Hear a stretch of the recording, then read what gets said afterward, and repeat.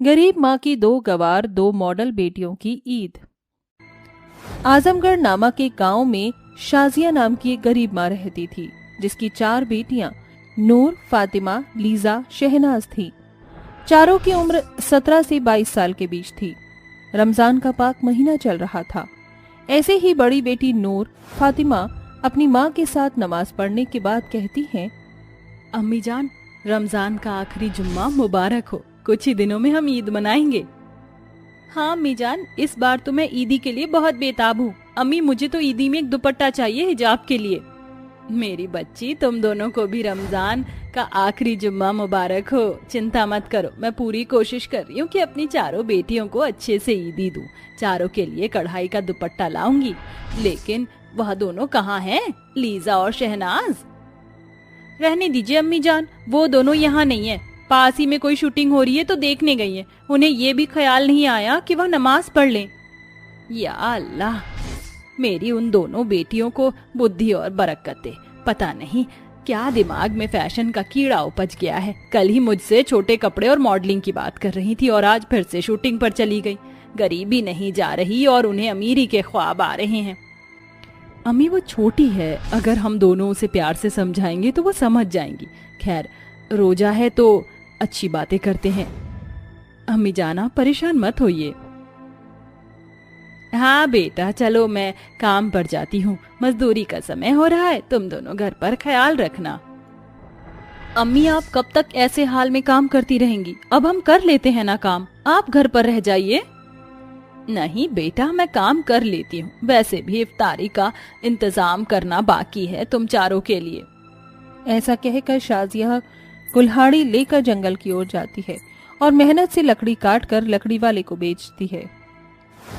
साहब देखिए, मैं अच्छे पेड़ की लकड़ी छांट कर काट लाई हूँ। आपको पसंद आएगी। इससे तो बहुत अच्छा फर्नीचर बनेगा। ठीक है, लकड़ियाँ तो अच्छी हैं, लेकिन इतने से बात नहीं बनेगी। तुम्हें और लकड़ियाँ लानी होगी। मैं तुम्हें उसका 500 रुपए दूंगा। जी जी साहब, मैं रोज लकड़ी लेकर आऊंगी। या अल्लाह, आपका बहुत बहुत शुक्रिया। ये लो तुम्हारे पैसे। उन पैसों को लेकर शाजिया इफ्तारी का सामान खरीद लेती है। इसके बाद शाम को वो कुछ लकड़ियां काट कर घर पहुंचती है। वहीं दोनों मॉडल बेटियां लीजा और शहनाज आ जाती हैं, जिन्होंने छोटे कपड़े पहन रखे थे। ये देखकर शाजिया कहती है, या अल्लाह, ये तुम दोनों ने क्या हिमाकत कर रखी है, मुझे तो समझ नहीं आ रहा। अरे भला ऐसे कपड़े पहन कर क्यों मेरी नाक कटवा रही हो? और रमजान के इतने पाक महीने में ऐसे कौन करता है? बल्कि तुम्हें सूट सलवार और हिजाब में रहना चाहिए। ओह प्लीज अम्मी जान, ये सब हमारे बस की बात नहीं है। सूट सलवार हिजाब, अरे और भी मुस्लिम लड़कियां हैं जो इतना फैशनेबल रहती हैं। और आपको पता है, अभी हम जिस शूटिंग से आ रहे हैं ना, वहाँ पर जोया नाम की एक लड़की थी, क्या गाउन पहना था उसने। अम्मी, कमाल की एक्ट्रेस है वो। हम भी उसी की तरह बनना चाहते हैं। लीजा, शहनाज, ये क्या हिमाकत है अम्मी से इस तरह बात करने की? वो तुम्हें समझा रही हैं। तुम्हें ये तो पता है कि रमजान खत्म होने वाले हैं, तो कुछ दिन अच्छे से रोजा कर लो, दुआ पढ़ लो, कुरान पढ़ लो। फैशन तो रमजान के बाद भी हो सकता है। बस बहुत हो गया बाजी, अब मत बोलो। हम तो अपने मन की करेंगे। आसपास की लड़कियां इतनी फैशनेबल रहती हैं, मॉडर्न बनकर। और वैसे भी जो हमने पढ़ाई की है ना, उसको आपकी तरह बर्बाद नहीं करेंगे सलवार सूट पहनकर घर में रहकर। अम्मी, हमें तो इस ईद पर महंगे महंगे कपड़े चाहिए, तो कम से कम हमें 3-4 हजार रुपए दे देना।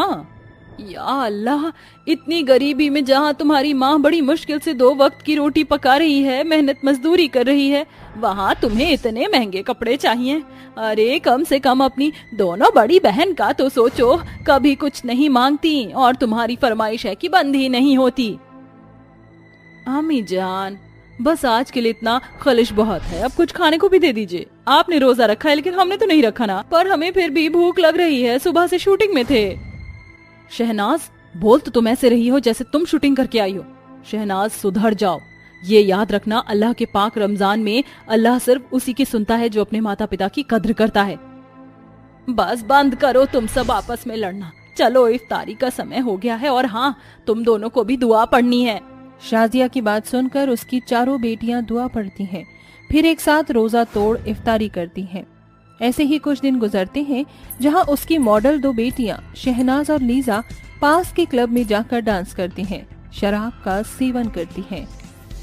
ये कोई यहाँ नच नचे, कोई वहाँ नच नचे, औआ औआ तुमसे है प्यार, तुमसे है प्यार, औआ औआ। दिल में मेरे है दर्द डिस्को, दर्द डिस्को, दर्द डिस्को, दिल में मेरे है दर्द डिस्को, वो हसीना वो नीलम परी, कर गई कैसी जादूगरी। अच्छा है हमने रोजे नहीं रखे, वरना इतना मजा कैसे कर पाते। ये पार्टी क्लब डांस शूटिंग खाना, वही तो बहन। As I told you, you will enjoy it. इस तरह मॉडल बहनें न घर का कोई काम करती हैं, न अल्लाह की इबादत करती हैं, उल्टा अपनी बहन और अम्मी से बहस भी करती थीं। वहीं शाजिया की दोनों बड़ी बेटियां बहुत संस्कारी थीं, जो नियम से दिन की 5 नमाज पढ़ती थीं और दुआ पढ़ती थीं। वहीं शाजिया रोज लकड़ी काट कर दूर तक उठाकर ले जाती है, जहां से उसे कुछ चंद पैसे मिलते हैं, और वो अपनी बेटियों के साथ शाम को रोजा खोलती है। तो नूर कहती है, अम्मी जान मैं देख रही हूँ आप रोज लेट आती हैं, ऐसी क्या बात है? अपनी प्यारी बिटियाओं के लिए रमजान में नए कपड़े भी तो चाहिए ना, इसलिए इतनी मेहनत कर रही हूँ। कोई बात नहीं अम्मी, हमें कोई कपड़े नहीं चाहिए, आप इतनी मेहनत मत करिए कि रोजे में कमजोर पड़ जाएं। फातिमा, जिसके साथ अल्लाह होता है वो कमजोर भला कैसे पड़ सकता है? तुम मेरी फिक्र मत करो। मेहनत मजदूरी करके चंद पैसों से तो अपनी 4 बेटियों के लिए नया कपड़ा खरीद कर वो लाती है और मशीन पर अपनी बूढ़ी आंखों से सूट बनाकर 4 दिन में तैयार करती है और कहती है, या अल्लाह, आखिर मैंने थोड़े बहुत पैसे बचाकर उनके लिए ईद पर पहनने के लिए कपड़े तैयार कर ही लिए। ये मेरी बेटियों को बहुत पसंद आएगा। नूर, फातिमा देखो। अरे माँ, हमने आपसे मना किया था, फिर भी आप हमारे लिए कपड़ा ले आए, और इसे आपने इस कदर सिला है कि बहुत अच्छा लग रहा है। इसका मतलब अम्मी कल हम ये ईद पर पहनेंगे। हाँ बेटा। और शहनाज, लीजा, तुम दोनों कितना मेकअप करती रहोगी, और घर में तो ऐसे कपड़े मत पहना करो। ये देखो मैंने तुम्हारे कल के लिए क्या बनाया है। अपनी माँ की बात सुनकर जैसे ही दोनों अपने उन सूट को देखती हैं तो फेंक कर कहती हैं, OMG, छी, क्या है अम्मी जान, कल के दिन ये गवार चीजें पहनना है क्या? अरे आपकी वो दोनों बेटियां गवार हैं, लेकिन हम दोनों मॉडल हैं। हमने कहा था ना आपसे, हमें 3-4 हजार रुपए दे दीजिए, हम कपड़े ले आएंगे, लेकिन आपको तो कुछ सुनना ही नहीं है। बस लीजा, शहनाज, बहुत हो गया तुम दोनों का। तुम्हें अम्मी का प्यार नजर नहीं आता इसमें? कितनी मेहनत से वो हमारे लिए ये कपड़ा लेकर आई हैं, इसके लिए उन्होंने इतने जतन किए, इतनी मेहनत की, और तुमने यूं ही फेंक दिया। तुमने अम्मी जान के साथ ये करके अच्छा नहीं किया। बाजी, आपको जो समझना समझिए, कल हम खुद अपने कपड़ों का इंतजाम कर लेंगे। ऐसा कहकर दोनों अपने कमरे में चली जाती हैं। अगले दिन खुशनुमा तरीके से माँ बेटियां नमाज पढ़ती हैं, तस्वीर करती हैं, मीठी सेवैयां बनाकर रखती हैं। अम्मी जान, ईद मुबारक आपको, अल्लाह आपको बरकत दे, आप बहुत अच्छी हैं अम्मी। तुम दोनों को भी अल्लाह बख्शे, और मेरी उन दोनों बेटी के भी अकल आ जाए। इस तरह वो अपने पड़ोसियों को भी ईद मुबारक करती हैं। रात को चांद का दीदार करती हैं कि उसकी दोनों मॉडल बेटियां रोते हुए आती हैं। उनकी हालत कुछ दुर्लभ होती है और अपनी माँ की गले लगकर कहती हैं, अम्मी जान, हमें मुआफ कर दीजिए, हमसे बहुत बड़ी गुस्ताखी हो गई। आपकी बात ना मानने का नतीजा और सजा मिल चुकी है। ये तुम दोनों की ऐसी हालत क्यों है? तुम्हारे कपड़े। अम्मी जान, काश हमने आपके दिए हुए कपड़े पहने होते तो हमारे साथ ये बदसलूकी ना होती। हम घर वापस लौट ही रहे थे कि मस्जिद के आगे कुछ छोरे लड़कों ने हमारा रास्ता रोका और हमें छेड़ा। देखा, अगर तुम अम्मी जान की बात मानती तो ऐसा नहीं होता। बाजी, हमने आपकी बात भी नहीं मानी, उल्टा बहस की, हमें माफ कर दीजिए। आओ कपड़े बदल लो। जिन लड़कों ने तुम्हारे साथ ये हिमाकत की है, उन्हें तो अल्लाह सजा दे ही देगा। इस तरह दोनों मॉडल लड़कियों को अपनी गलती का पछतावा होता है और वो अपनी माँ के दिए हुए सूट पहनकर उनके साथ अच्छे से चांद का दीदार कर खुशी खुशी ईद मनाती हैं। वर्षा सोफे पर बैठकर मजे से नारियल पानी पी रही थी। वहीं नैना जमीन पर पोंछा लगा रही थी। तभी पेट में खिंचाव होने के कारण नैना सोफे पर बैठ जाती है। इस पर वर्षा घिन्न भरी नजरों से नैना को घूरती हुई बोली, अरे ओ काली चुड़ैल, तेरी हिम्मत कैसे हुई मेरे पास आकर बैठने की? चल उठ इस सोफे से। मैं नहीं चाहती कि तेरे कालेपन की परछाई मेरी प्रेगनेंसी पर पड़े। जेठानी जी, मैं भी तो प्रेग्नेंट हूँ, फिर आप मेरे साथ इतनी बेरुखी क्यों दिखा रही हैं? तू ऐसे नहीं मानेगी, तेरी अकड़ तो माँ जी छुड़ाएंगी। माँ जी, माँ जी कहाँ हैं आप? अरे क्या हुआ मेरी प्यारी बहू, ऐसे हालात में चिल्लाना सही नहीं, बच्चे पर बुरा असर पड़ता है। वर्षा बड़ी चालाकी से अपनी सास से एक की चार लगाती है और शीला गरीब गर्भवती बहू के बाल खींचकर कहती है, क्यों री काली करमजली, तुझे कहा है ना वर्षा बहू के आगे पीछे मत घुमाकर, तुझे समझ नहीं आता? तू पोछा लगाना छोड़कर सोफे पर बैठी कैसे? माँ जी मेरे पेट में दर्द उठा, जब मुझसे दर्द बर्दाश्त नहीं हुआ तो मैं सोफे पर बैठ गई। बंद करिए बहाने, चल अब जल्दी से काम पर लग जा। और वर्षा बहू तू कमरे में चल, मैंने फल काट दिया है, वो खा ले। शीला वर्षा को लेकर कमरे में चली जाती है। शीला अपनी काली गोरी बहुओं में शुरू से फर्क करती ही आ रही थी। उसकी शुरुआत तब हुई जब अनिकेत नैना से शादी करके घर आया। माँ, ये नैना है मेरी पत्नी और आपकी बहू। इसका मेरे सिवा कोई नहीं माँ, इसलिए मैंने इसे शादी कर ली। नैना दिल की बहुत अच्छी है माँ, आप मुझसे और नैना से नाराज तो नहीं? अरे मेरे लाल तू खुश है, मुझे और क्या चाहिए। आ जा नैना बहू। नैना को अपनाना शीला का अनिकेत के आगे रचा एक ढोंग था। असल में नैना का काला रंग देखकर सास का खून खौल उठा था। अनिकेत नैना को लेकर कमरे में चला गया और शीला की बड़ी बहू वर्षा ने कहा, माँ जी आपने कुछ कहा क्यों नहीं? इस काली देवरानी को घर में घुसने भी क्यों दिया? बड़ी बहू ये मेरी दूर की सोच है, 2 दिन बाद अनिकेत शहर चला जाएगा, फिर मैं इस जली उपली पर इतने जुल्म ढाऊंगी कि ये भाग जाएगी। नैना के 2 दिन तो अच्छे बीते, मगर अनिकेत के जाने के बाद बेचारी बहू पर हर एक दिन भारी पड़ने लगा। कीर्ति और शीला उसे हर दिन सताती। अनिकेत बीच बीच में घर आया करता, मगर नैना नहीं चाहती थी कि उसकी वजह से अनिकेत और उसकी सास के बीच फूट पड़े, इसलिए वो चुप रही। समय ढलता गया और काली गोरी बहुएं गर्भवती हो गई। इस पर सास नैना को नजरअंदाज करते हुए मुट्ठी भर लाल मिर्च से गोरी बहू की नजर उतारती है। हे भगवान, बस मेरी चांद सी बहू और उसके होने वाले बच्चे को हर बुरी बला से बचाना। क्या बात है माँ, बड़ी खुश लग रही हो।